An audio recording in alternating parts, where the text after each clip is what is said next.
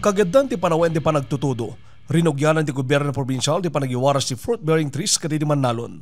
Itay bigat, inawat dagiti Manalon ken mangibagi tunggal ili dagiti seedlings aso magmuna no fit ti katayg na kasi ti chiko, pomelo, swa, avocado, lemon, lanzones, rambutan, santol, mangga ken atis. Hindi namin gobernador kalabas, ba't titinatang mi which is not successful.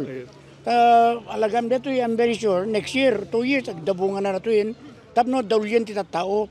Yan pang nayo na di kanin tayo. Umapabot iti nasok 1,300 na poon nagiti niwaras kiti nagdudum nga ili ti probinsya. Kuna ti provincial agriculturist, agdepende ti lokasyon iti lugar tinitay na seedlings. Ada dagi pang-upland nga kayos lang kumadya rambutan, pomelo, dagi.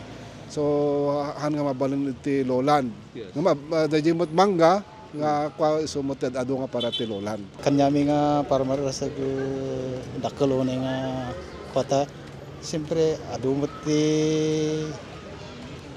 mulmulami nga datin ang nabinda sa minita biit. Kinagsapsabong na bayin.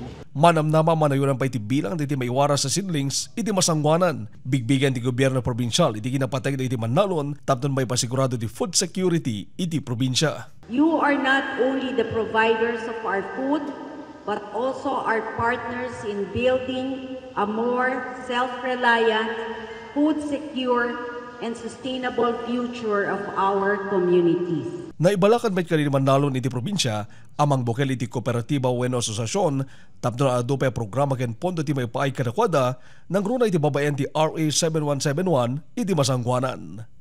Archie Lorenzo, Balitang, Solid North.